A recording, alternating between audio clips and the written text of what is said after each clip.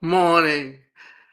Good morning and welcome to today's episode of Live Without Limits, Think Like Your Future Self. I'm your host, Davida Shinsky, and I'm glad that you're here. Today, we're diving into a topic that almost every human experiences, yet not everyone experiences in the same way. Loneliness. And you often hear people talking about loneliness and always needing to be with someone or have someone around. A lot of that's because you just don't know how to get in touch with who you are and be happy with who you are. Some people feel loneliness as a deep ache, a heavy emotional emptiness that can affect their mood, their self esteem, even their health. Others, though, seem to be relatively unbothered by it.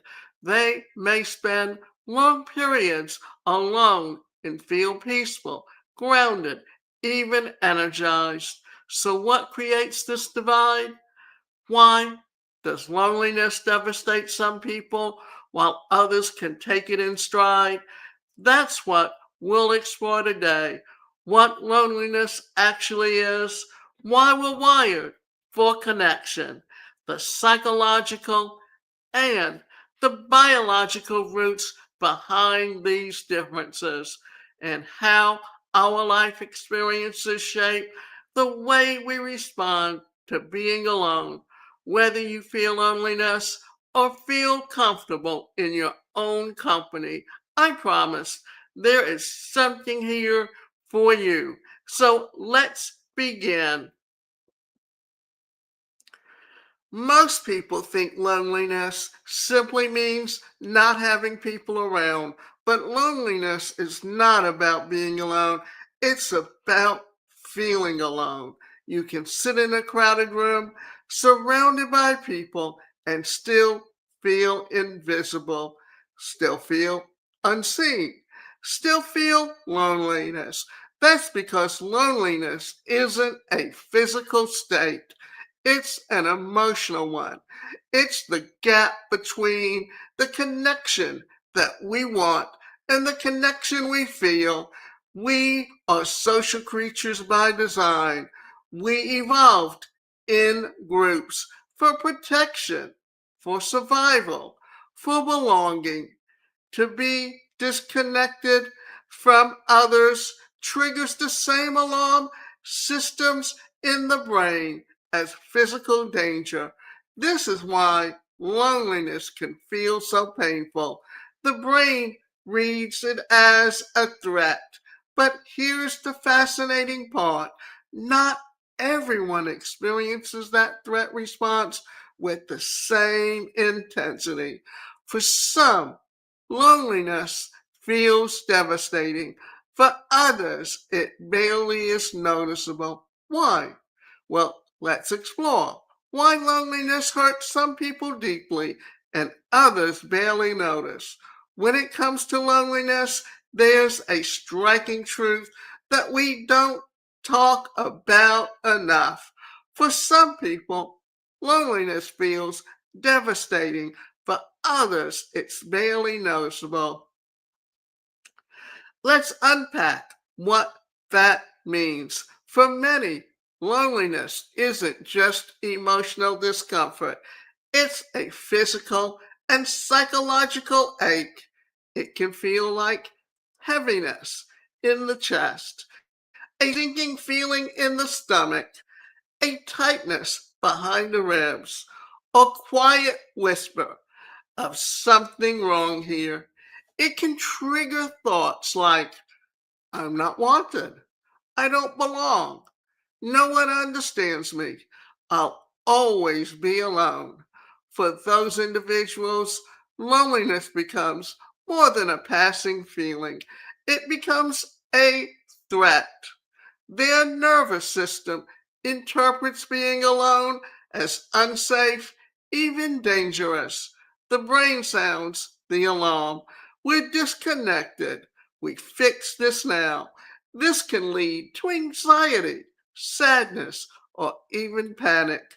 It may make them desperate for closeness or paralyzed and afraid to reach out. Loneliness becomes a wound that reopens every time they feel emotionally disconnected. But here's the fascinating part: not everyone experiences loneliness like this. For some people, loneliness barely registers. They can spend long stretches alone, days, weeks, and feel completely at peace with it. They might say things like, I enjoy my own company. Solitude is restorative. Being alone helps me think clearly. For them, the loneliness doesn't threaten their sense of self. It doesn't activate fear or insecurity. It's simply a neutral state or even a comforting one. You may feel calmer when alone, more creative, more centered, more in control. Where others feel anxiety, you feel relief. Where others feel rejected, you feel free. So, what creates this divide? It comes down to the internal meaning each person gives to being alone. For some, aloneness equals abandonment. For others, aloneness equals I'm not loved. But for others, aloneness equals peace. Aloneness equals I am safe here. One person sits alone and thinks, no one wants me. Another sits alone and thinks, this is nice. I can breathe. Same situation, completely different experience. That's because loneliness isn't about the physical absence of people, it's about the emotional interpretation of that absence. For some, being alone awakens old emotional memories of not being seen, not being cared for, not feeling wanted. The nervous system remembers that pain and rings the alarm. For others, solitude isn't tied to any emotional wound. Their body doesn't interpret it as danger, so there's no alarm, no panic, no emotional distress. This is why loneliness feels devastating to some and neutral or even pleasant for others. It's not about the strength or the weakness, it's about the emotional history, the attachment patterns, and the stories the nervous systems learned long ago. Loneliness is never just loneliness. It's always tied to meaning, and learning where the meaning comes from helps us understand why our experience looks and feels the way it does. Why does loneliness affect people differently? The emotional intensity of loneliness varies dramatically from person to person. Two individuals can have the same number of relationships, yet feel completely different inside because loneliness is less about how many people are in your life and more about how emotionally connected you feel, first to others and often to yourself. Some key influences include childhood bonding, personality traits, system sensitivity, self esteem, trauma history, coping skills, and all of these share and shape how safe or unsafe we feel when we're alone. And remember, much of this happens during childhood. In dealing with how we relate within the family. So, factor number one, attachment styles. From birth to early childhood, the way our caregivers respond to us teaches us how relationships work. This creates what psychologists call attachment styles. If your needs are met consistently, if you were comforted, seen, or valued, you likely developed a secure attachment. As an adult, that may look like feeling safe around others, trusting easily, feeling okay when alone. Loneliness may show up, but it doesn't feel threatening. On the other hand, if your caregivers were inconsistent, unavailable, or emotionally distant, you may have developed anxious attachment. As an adult, you may fear abandonment, worry people don't care, feel lonely even when others are nearby. Now, before I go on, what I want to say about this is often you will see people as adults who have to constantly have someone in their life, whether it's a good relationship or a bad relationship, because they have felt abandoned or disconnected from someone as a young child when they needed them the most. And that's where it's so important that you understand when you have when you have parents who can connect with you, and those who have difficulty connecting to you simply because they have their own issues and they don't know how to relate to themselves, much less to someone else. Loneliness hits hard because it activates old fears. I'm not safe alone. I'll be rejected. Others may develop avoidance attachment, learn from environments where emotions weren't welcome. As an adult, you might value independence, struggle with vulnerability, appear unaffected by loneliness. You might tell yourself you prefer to be alone, when in reality, the emotional distance is self protection. Attachment isn't destiny, but it sets the foundation for how loneliness feels. Attachment isn't a destiny, but it shapes how loneliness feels. And here's something really important to understand as we talk about loneliness.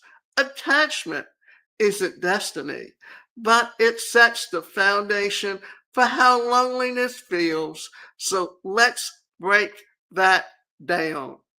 Your attachment style, the relational blueprint formed in childhood, is built from how your caregivers responded to your needs. And it was shaped long before you speak, decide, or protect yourself. If you were comforted when you cried, if someone came when you called, if you felt seen, held, and understood, your nervous system learned it's safe. My needs matter. People will show up for me. This becomes a secure attachment. As an adult, you're more likely to trust others, reach out when you need help, feel okay being alone, expect relationships to be stable. Loneliness may still show up, but it rarely feels threatening. It's a temporary state, not a danger signal. But if your early experiences were different, if comfort was inconsistent, if care felt unpredictable, If you were ignored, criticized, or left to handle big feelings on your own, your nervous system learned, I'm not safe. I can't depend on others. I must protect myself. This learning becomes the emotional fiber through which you interpret the world. That's why, for some people, loneliness feels like abandonment all over again, even when they're technically safe. It's not about what's happening now, it's about what loneliness reminds the body of. But, and this is crucial, attachment patterns explain your emotional responses. They do not define your future. They are starting points, not limitations. Think of attachment like the foundation of a house. The foundation influences how the house stands, but it does not determine the layout, the point colors, the furniture, or the upgrades you can make over time. If the foundation is shaky, you can still reinforce it, you can repair it, you can build walls of trust, decorate with healthy relationships, and create a space that feels safe and loving. Attachment style is simply the first blueprint. What you build afterwards is yours. Many people grow up with insecure attachment, anxious avoidance, or mixed, and later develop deep, healthy, secure relationships. Though self-awareness, supportive friendships, therapy, safe partners, emotional education, self-reflection, reparenting. With healing, the nervous system learns a new truth. I can be safe with others. I can be safe with myself. So if loneliness feels overwhelming to you, if being alone brings fear, sadness, or panic, there's nothing wrong with you. Your body is just responding based on what it learned a long time ago. And learning can be updated. Your early experiences wrote the beginning of your story, but you get to decide how it continues. That's the beauty of being human. We are not fixed. We are not defined solely by our past. We can grow new tools, new beliefs, new ways of relating. So, yes, attachment sets the foundation. It explains why loneliness feels safe to some and threatening to others, but it does not lock you into the emotional experience forever. You can build new emotional safety. You can learn to trust again. You can learn to be with others and to be with yourself without fear. Your attachment history may explain where you started, but it never determines where you go. Factor number two, the brain and biology. Loneliness isn't just emotional, it's biological roots.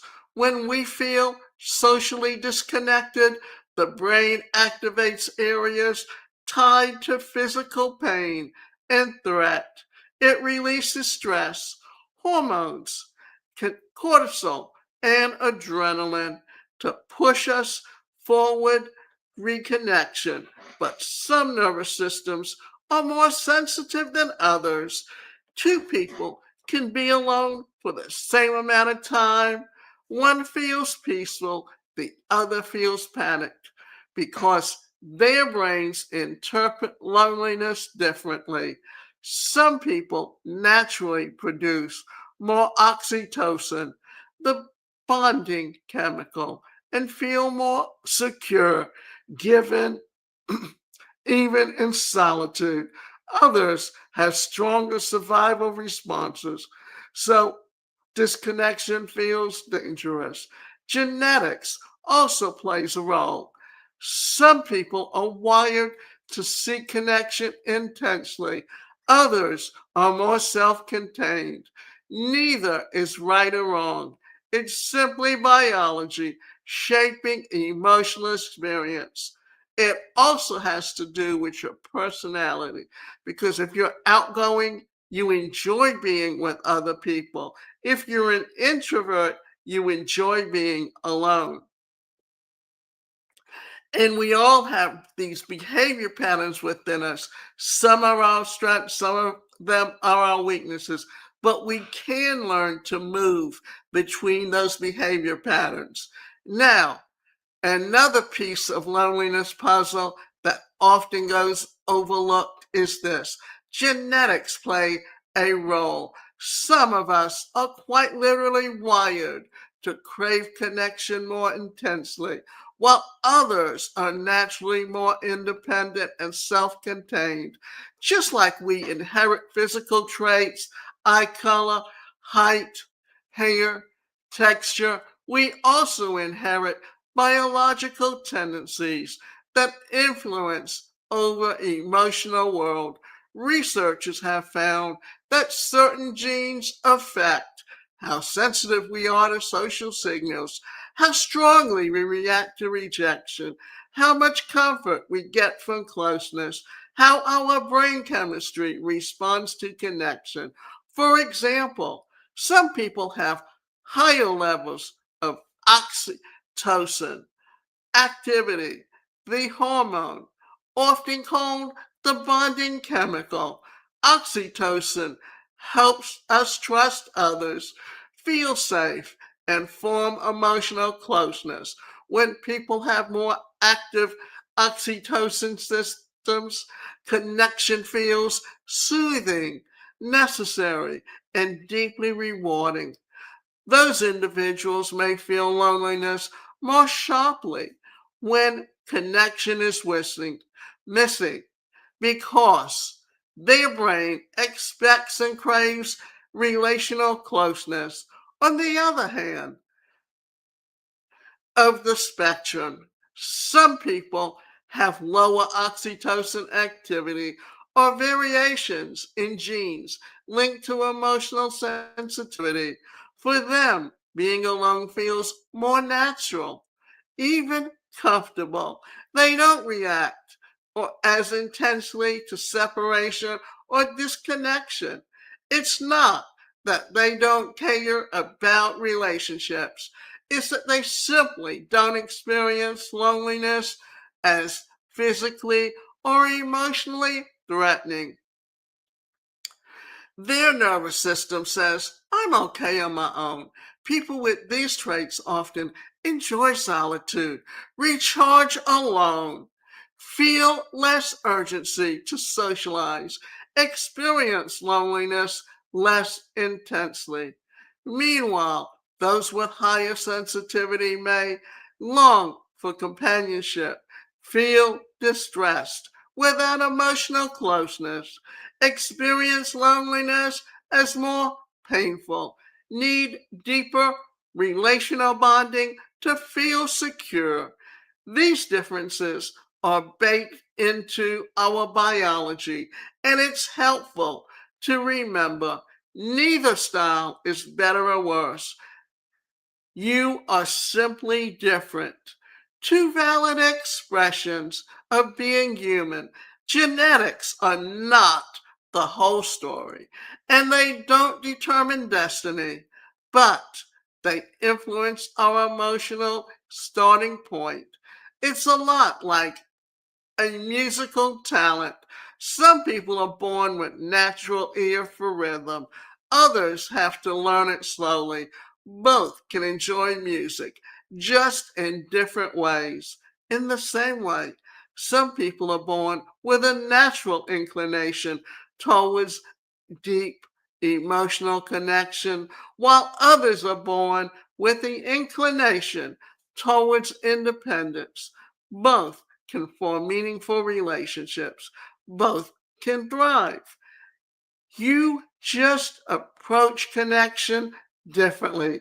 So if you're someone who feels a strong pull towards closeness, who struggles when you're not connected to others, there may be a biological component supporting that. And if someone who feels at ease alone, what doesn't experience loneliness intensely, that too may reflect your natural wiring. These traits become even more interesting when genetics interact with environment. Two siblings raised in the same home may have very different responses to loneliness. One feels deeply pained by separation, the other loves solitude. Same family, same upbringing, different biology. The point is, loneliness is not just about personal strength or weakness. It's not a flaw in character. So much of it comes down to the way your brain or your body is built. Unfortunately, this can help us hold more compassion for ourselves and for each other. If you feel loneliness intensely, it doesn't mean you're needy. It means connection is especially meaningful to your nervous system. If loneliness barely affects you, it doesn't mean you're cold. It means independence. Feel safe in your body. Both are normal. But when we understand the biology plays a role, we stop blaming ourselves for the way we're wired and start learning how to work with that wiring in a supportive, healthy way.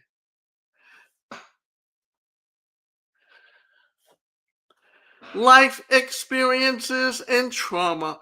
Our history becomes our emotional template.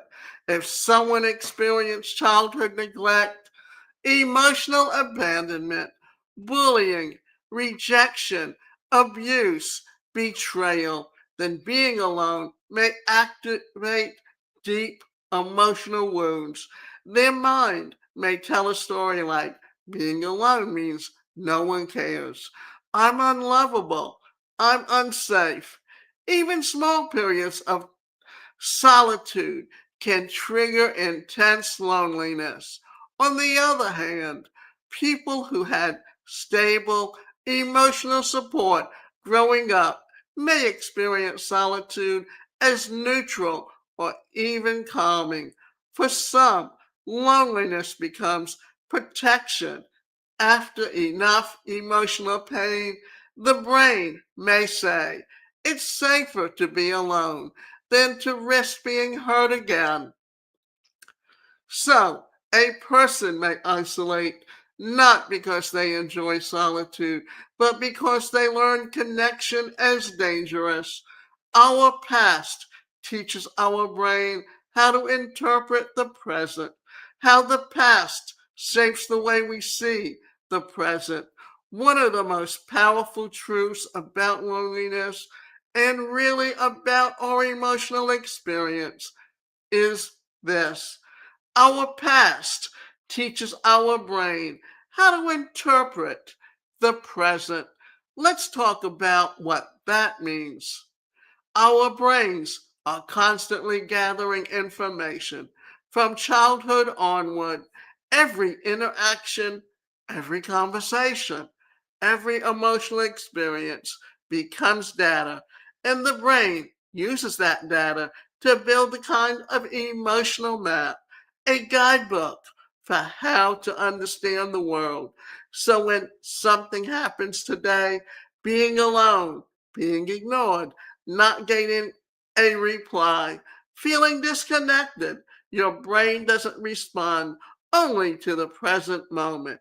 It responds to everything that moment reminds it of. If you grew up feeling supported, seen, and loved, your brain learned, I am safe.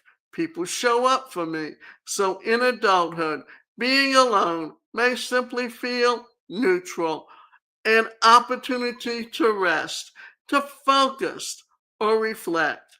But if your early experiences included neglect, unpredictability, or abandonment, your brain learned something very different. When I'm alone, I'm not safe. No one is coming.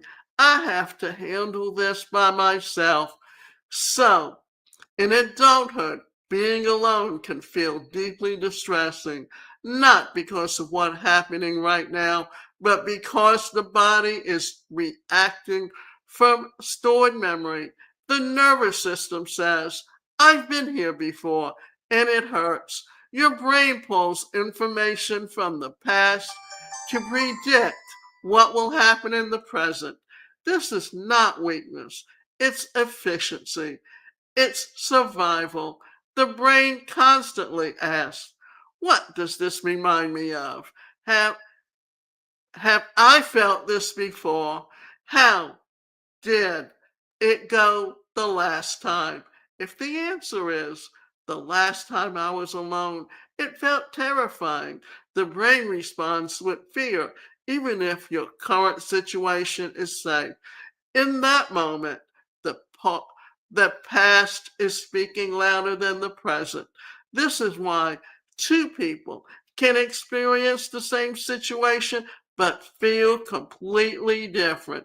Person A sits alone and thinks, ah, peace, I can breathe. Person B sits alone and thinks, something's wrong, I'm unsafe. The situation is the same, but the interpretation is different. And the interpretation comes from memory. It's like the brain keeps a file cabinet full of emotional experiences. Anytime something similar happens, it pulls out the old file and says, here's how we felt last time. Respond the same way. Sometimes that's helpful, like pulling your hand away from a hot stove because you remember getting burned. But sometimes the past reacts where it doesn't belong. Maybe someone didn't answer your message for a few hours. Objectively, they might be busy. But if your nervous systems learn that the silence means rejection, your body may react with panic and anxiety, not because of what is happening now, but because of what happened before. This is why emotional healing is not just about changing our thoughts. It's about teaching the nervous system that the present is not the past. Because until the body learns that the new truth, it will continue to interpret the present based on old wounds. The brain is always trying to protect you by predicting what comes next. And its predictions are based on what it's already lived. So when you say our past teaches our brain how to interpret the present, we mean that every emotional response that you have today was shaped by what came before. The good news, just as the past experience taught your nervous system what to fear, new experiences can teach it what is safe. The brain is plastic. It can change, adapt, rewire. You can give it new evidence, new memories, new emotional maps. Your past may influence the way you interpret the present, but it does not have to control your future. With awareness, compassion, and healing. You can teach your brain a new story. I am safe now. I am not alone. This moment is different. And slowly, the nervous system learns to respond to the present, not the old pain. Personality and coping. Another factor is personality. Many people believe introverts are less affected by loneliness, while extroverts suffer more. But this is not necessarily true. Introverts may enjoy time alone, but still feel lonely if they lack meaningful emotional connection. It's not about social quantity, it's about quality.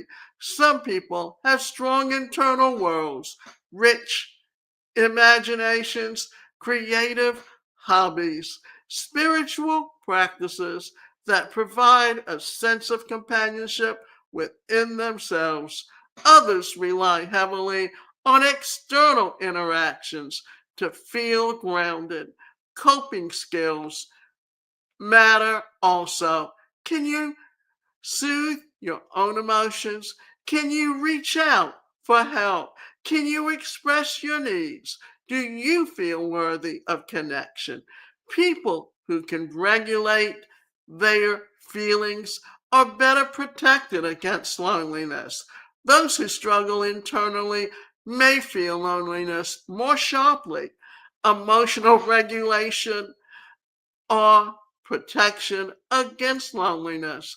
Another key reason loneliness affects people differently comes down to one powerful skill: emotional regulation. People who can regulate their feelings, meaning they can calm themselves when emotions rise, understand what they're feeling, and respond thoughtfully, are far better protected against the painful effects of loneliness. Let's break that down. When loneliness shows up, it often brings strong emotions with it: sadness, fear, anxiety, self doubt, helplessness. For someone who struggles to manage these emotions, loneliness can feel overwhelming. It becomes a storm, intense, chaotic, and hard to navigate. Your mind may jump to painful conclusions. I'm unlovable. Nobody cares. Something is wrong with me.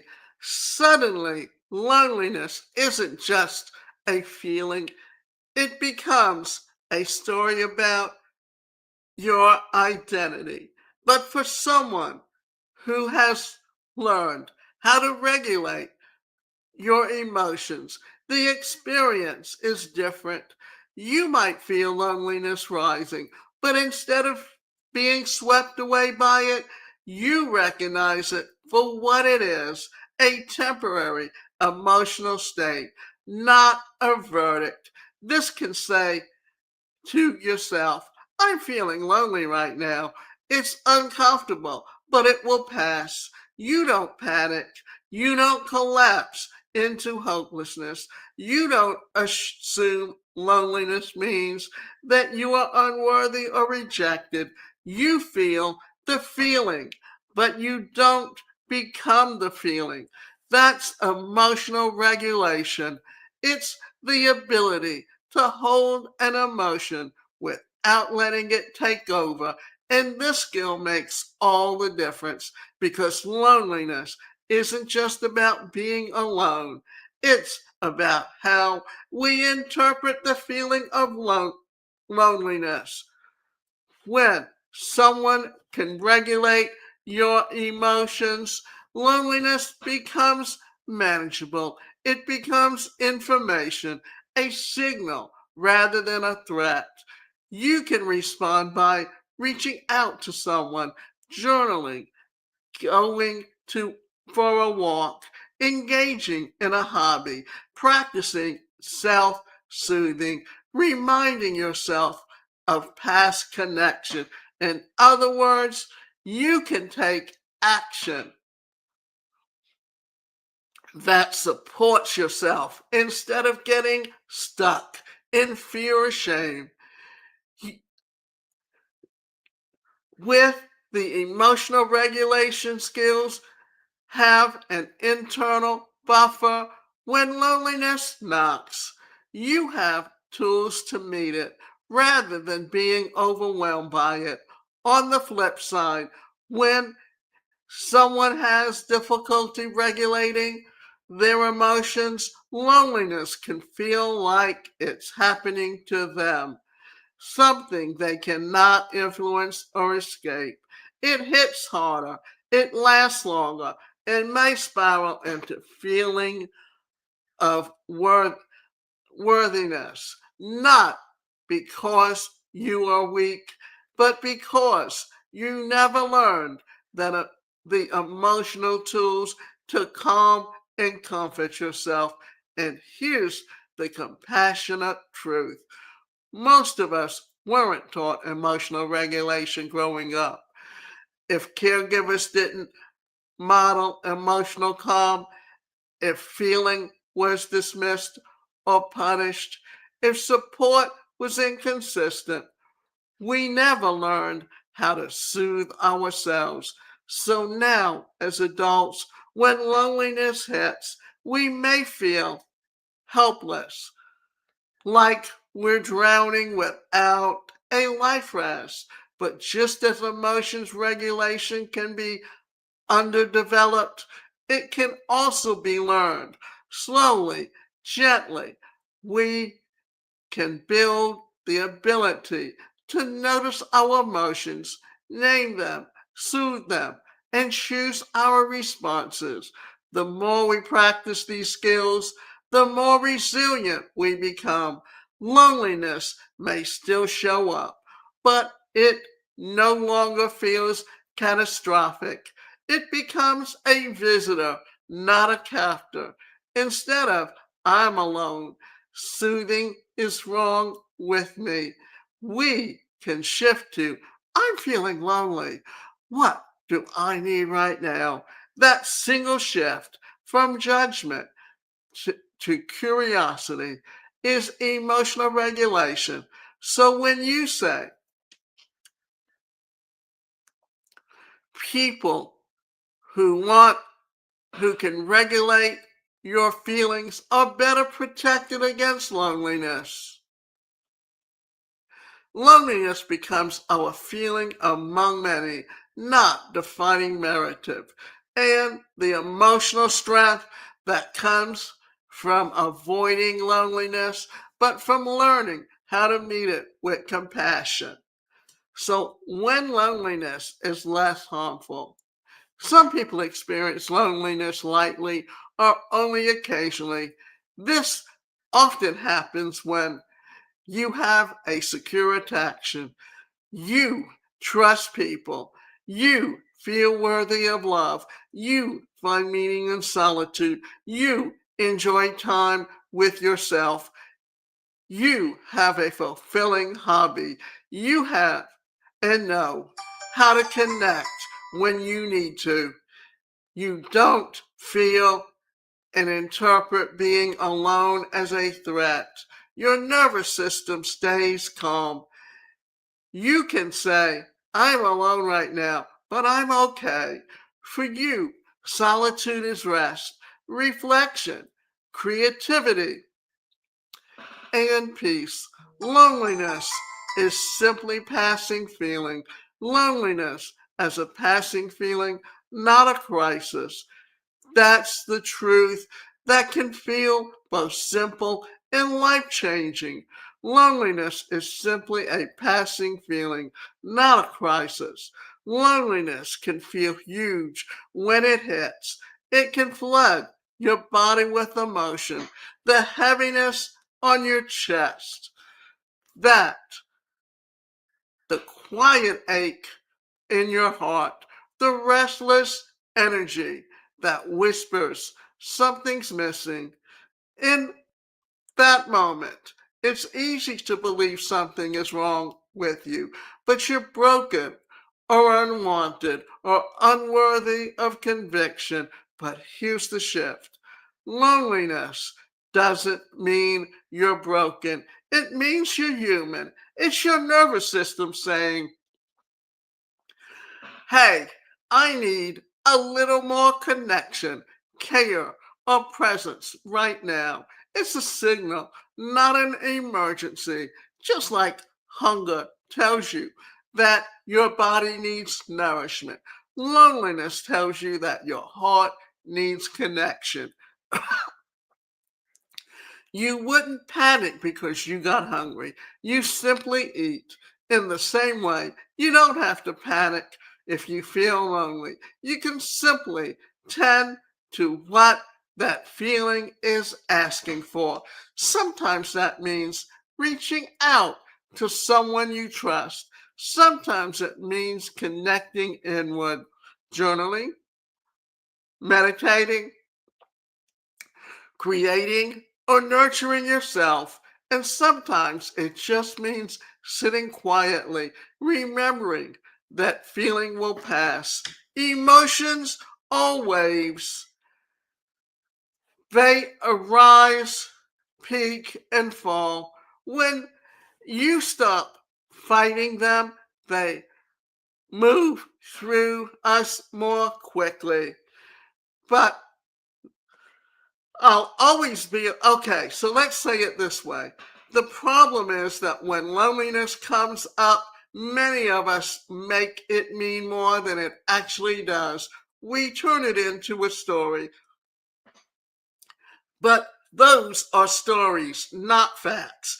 The feeling of loneliness is temporary. The story you attach to it determines how long it stays.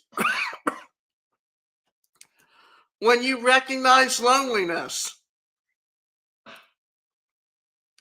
for what it is, a passing emotional state, you take it power, you step out of the spiral of your self-blame and into a place for self-awareness.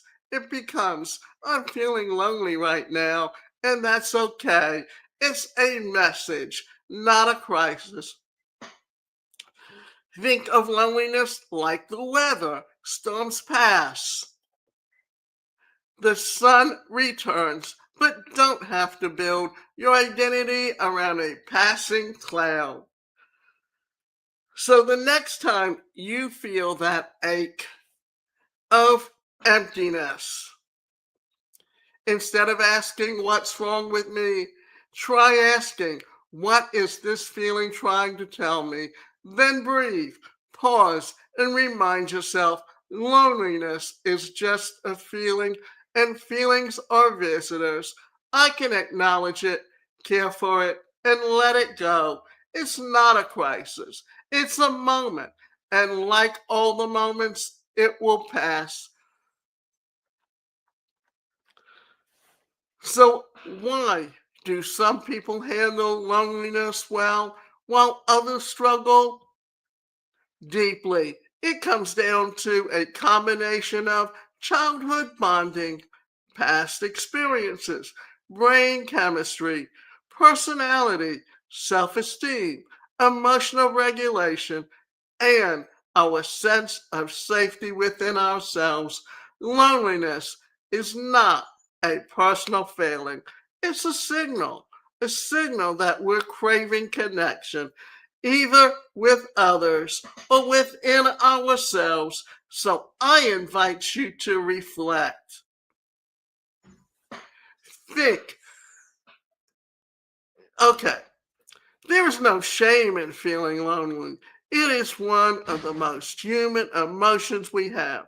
What matters most is how we learn to respond to it with compassion rather than judgment. So, thank you for joining me today.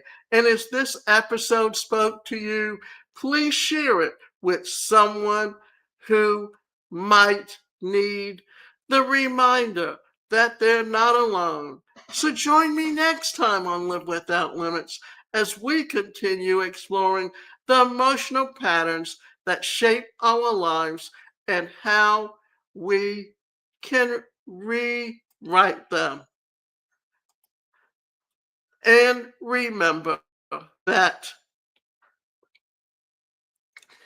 you can learn to take care of yourself.